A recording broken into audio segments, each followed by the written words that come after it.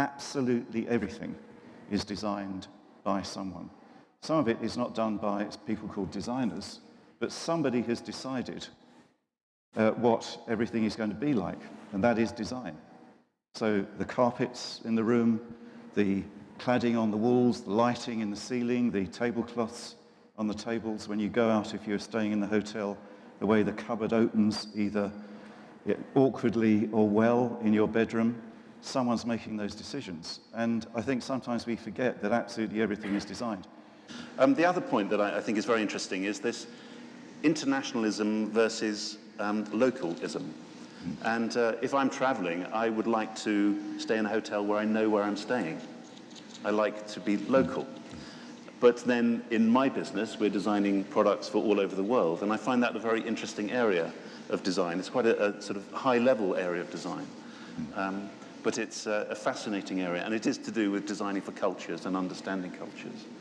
So that's a very interesting area as well.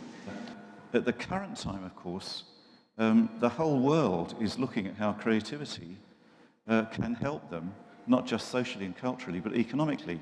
So I started the London Design Festival in 2003. I was delighted to go to Brazil Design Week yesterday. I went to the first ever Beijing Design Week 6 weeks ago.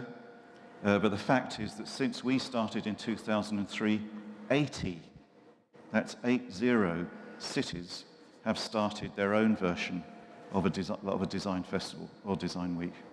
And I don't think that is in the least bit coincidental. It is because cities and countries are waking up to the importance of design, especially to their creative industries sectors, because design is the engine room of any creative industry sector. What I would say is that there are, key elements that you got to look for, and when you say that the board must be open to vision, to be visionary. To be visionary means to be open to hear new ideas in the very bottom level. That's the sort of opening that we got to be looking for into the organization. So if everything is too vertical, and you got to, go through so many different steps to share an idea with someone, it's not going to happen. So organization-wise, you got to look for horizontal networks of collaboration inside the company itself. And then you got to look for people which you may call designers at the end of the day, but they got to have problem solving in their very heart. How this combination of the creative and design capability and the business and marketing capability is fed by an appreciation of what the problem is. How do we find out what the problem is that we need to bring that capability to bear on? Well, I think businesses sometimes don't know that there's a problem, and they kind of stumble on the fact, or accidentally. There was quite a long time ago in the UK, there was a bank that did a survey of its customers to find out how much they liked them for different things, and they found out that 5% of their customers really, really liked them. Compared with lots of the others. And so they thought, this is interesting, why is this? So they went and did more research with those 5%, and they found out that none of those customers ever went to a bank.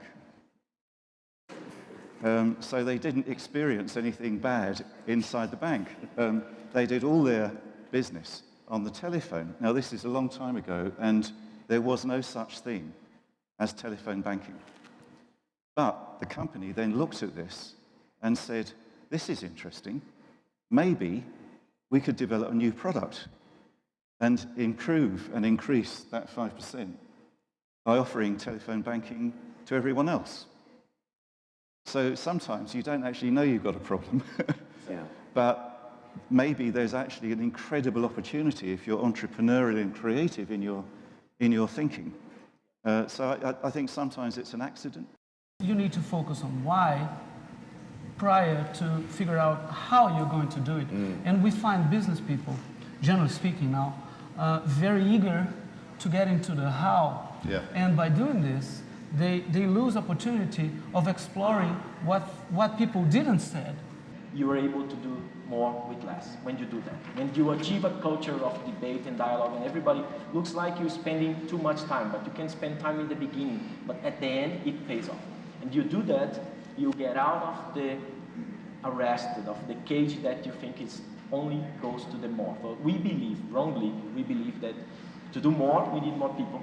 To do more, to do quicker, we need more stress. To do better, we need more time. This is only more.